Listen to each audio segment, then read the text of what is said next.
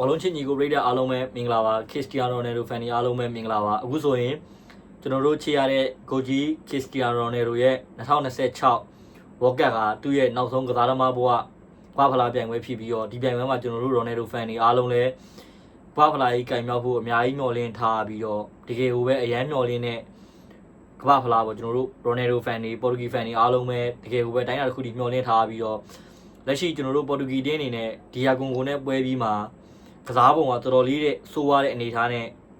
အတင်းရဲ့ကစားပုံလုံးဝနည်းစနစ်ပိုင်းဘာမှအားရခဲ့မှုမရှိဘူးဒီအတွက် Portuguese တင်းအနေနဲ့ကျွန်တော်တို့ကမ္ဘာဖလားချန်ပီယံဖြစ်ဖို့ဆိုရင်မဖြစ်မနေကျွန်တော်တို့ပြောင်းလဲရမယ့်အချက်၃ချက်ရှိပြီးတော့နံပါတ်၁အချက်အနေနဲ့ကျွန်တော်တို့နီးပြ Roberto Martinez အနေနဲ့အတင်းရဲ့ကစားပုံကိုလူထုတ်ပုံနေရာမှန်နဲ့ကျွန်တော်တို့ထုတ်ဖို့လိုပြီးတော့နံပါတ်2အနေနဲ့တော့ကျွန်တော်တို့ Portuguese တင်းအနေနဲ့ကစားအတင်းလိုက်စုဖက်မှုပေါ်အများကြီးကျွန်တော်တို့လိုအပ်ပြီးတော့နံပါတ်3အနေနဲ့ကျွန်တော်တို့တင်းလုံးအနေနဲ့ Cristiano Ronaldo ပေါ်ပေးဆက်လို့စိတ်အားလုံးအရာအားလုံးဒီပြိုင်ပွဲက Cristiano Ronaldo တက်ပေးဆက်ပြီးတော့ကစားသမားတစ်ယောက်ချင်းစီတန်းလုံးဝကိုပဲအဲ့လိုမျိုးပေးဆက်ပြီးဆော့မှအဆင်ပြေမှာဖြစ်တယ်ဒီအချက်3ချက်တာကျွန်တော်တို့လုံနိုင်နေဆိုရင် Portuguese အနေနဲ့ကွာဖလားကိုကျွန်တော်တို့မျှော်လင့်လို့ရပါတယ်။ဘာကြောင့်မျှော်လင့်တာလဲဆိုတော့ကျွန်တော်တို့လက်ရှိ Portuguese တင်းရဲ့လူစီရင်ကမ္ဘာအကောင်းဆုံးကွင်းတွေကိုပိုင်ဆိုင်ထားပြီးတော့နောက်တန်းကတော့ကျွန်တော်တို့လက်ရှိမှာဆိုရင်ကျွန်တော်တို့ left back မှာဆိုရင်လက်ရှိကမ္ဘာပေါ်မှာအကောင်းဆုံး left back ဖြစ်တဲ့ Nuno Mendes ကိုပိုင်ဆိုင်ထားပြီးတော့တိုက်စစ်ကတော့ကျွန်တော်တို့တောင်မန်နေမှာတိုင်းတာတစ်ခုထိအားနေခဲ့ပေမဲ့အားလုံးဟာကမ္ဘာအဆင့်ကစားသမားတွေဖြစ်တယ် Portuguese တင်းအနေနဲ့ဒီပြ Roberto Martinez အနေနဲ့ကျွန်တော်တို့ခေါင်းမမာပဲနဲ့အတင်းရဲ့ကစားပုံကိုဖိုးသတိနဲ့ရှိတ်နဲ့တိဆောက်ပြီးတော့ကျွန်တော်တို့လက်ရှိမှာဆိုရင်နိုင်ငံတော်မှာလည်းကျွန်တော်တို့မီဒီယာတွေဘောလုံးမီဒီယာတွေနာမည်ကြီးဘောလုံးသမားတွေအားလုံးကကျွန်တော်တို့ဘာနာဒိုစီဘာကိုအောက်ဖို့အတွက်အားလုံးကလုံးဝအကြံဉာဏ်တွေပေးထားပြီးတော့နီးပြ Roberto Martinez အနေနဲ့ကျွန်တော်တို့ဘာနာဒိုစီဘာကိုလက်ရှိကမ္ဘာဖလားပြိုင်ပွဲမှာကျွန်တော်တို့အတင်းရဲ့အရေးကြီးတဲ့စိတ်ပိုင်းတစ်ပိုင်းအနေနဲ့ပဲမိနစ်60ကျော်လောက်ပဲဖြစ်ဖြစ်မိနစ်50ကျော်လောက်ပဲဖြစ်ဖြစ်ကျွန်တော်တို့အနိုင်တေချာတွေစီရဲ့ပွဲမျိုးတွေအဲ့လိုပွဲမျိုးတွေမှာလူစားဝင်ကစားသမားအဖြစ်အနေနဲ့တုံးပြီးတော့ကစားမှာဖြစ်ပြီးတော့ကျွန်တော်တို့ Ronaldo အထောင်မှာထားပြီးတော့ကျွန်တော်တို့တောင်ပန်မှာဆိုရင်လောအားနှုံးကောင်းတဲ့ Rafael Leao တို့ကျွန်တော်တို့ Francisco Conceição တို့ကျွန်တော်တို့ João Felix တို့လို player တွေတုံးမာတာ Portuguese တင်းအနေနဲ့ကစားပုံကလုံးဝကိုပဲမြိုင်ပြီးတော့ Ronaldo တက်လည်းတိုက်စစ် area မှာဘောလုံးတွေများများရောက်မှာဖြစ်ပြီးတော့ကျွန်တော်တို့ Bernardo Silva ကိုတုံးလိုက်မယ်ဆိုရင်တော့ Portuguese တင်းအနေနဲ့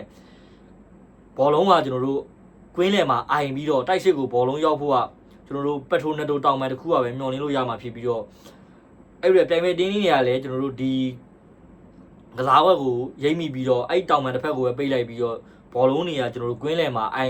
င်နေမယ်ဆိုတဲ့အနေအထားကိုလည်းတွေ့ရပြီးတော့တကယ်ကိုပဲ Portuguese တင်းအနေနဲ့ကတော့ဒီချက်၃ချက်တို့ကကောင်းကောင်းလုပ်နိုင်မယ်ဆိုရင်ကမ္ဘာဖလားကိုကျွန်တော်မျှော်လင့်လို့ရမယ် Ronaldo အတွက်လည်းနောက်ဆုံးကမ္ဘာဖလား Ronaldo ကိုယ်တိုင်လည်းအများကြီးမျှော်လင့်ထားတယ်လို့ကျွန်တော်တို့ချစ်ရတဲ့ Ronaldo fan တွေကလည်းကိုကြီး Cristiano Ronaldo အတွက်ဖြစ်ချင်ဆုံးရအောင်ပြောပါဆိုရင်ဒီ World Cup ကိုကျွန်တော်တို့ကင်ပြီးတော့ကစားသမားဘဝအနားယူသွားတာပဲကျွန်တော်တို့မြင်ချင်တယ်။ဘာပဲပြောလီယိုနယ်မက်ဆီကကမ္ဘာဖလားရသွားပြီကျွန်တော်တို့ကမက်ဆီ Ronaldo fan ဆိုပေမဲ့လည်းမက်ဆီကိုဘယ်လိုပြောမလဲမမုန်းဘူး။မက်ဆီကလည်းလုံးဝကိုပဲဒီ Cristiano Ronaldo great all time player ဖြစ်ပြီးတော့ကျွန်တော်တို့ချစ်ရတဲ့ Ronaldo အတွက်လည်းကမ္ဘာဖလားကင်သွားမြင်ချင်တယ်မက်ဆီကလည်းကမ္ဘာဖလားကင်သွားဖြစ်ပြီးဖြစ်တဲ့အတွက်ဘယ်လိုပြောဒီ World Cup က Ronaldo အတွက်နောက်ဆုံးကမ္ဘာဖလားဖြစ်ပြီးတော့လက်ရှိ Portuguese တင်းရဲ့လူစီရင်နီးပြ Roberto Martinez အတင်းရဲ့ကစားသမားတွေအားလုံးကလည်းလုံးဝစီစီလုံးလုံးနဲ့ကျွန်တော်တို့ပွဲတစ်ပွဲချင်းစီတိုင်းမှာဖိုကတ်ထားပြီးတော့ Ronaldo ပေါ်ပေးဆက်လို့စိမ့်နဲ့ဆော့မယ်ဆိုရင်တော့ကျွန်တော်တို့ Portuguese တင်းအရန်ကိုပဲ Ronaldo ကင်မြောက်ချင်တဲ့ကမ္ဘာဖလားကြီးကိုကျွန်တော်တို့ရတော့မှဖြစ်ပြီးတော့ Portuguese တင်းအနေနဲ့ကတော့ဒီချက်တွေကကောင်းကောင်းလုံးနိုင်မယ်ဆိုရင်တော့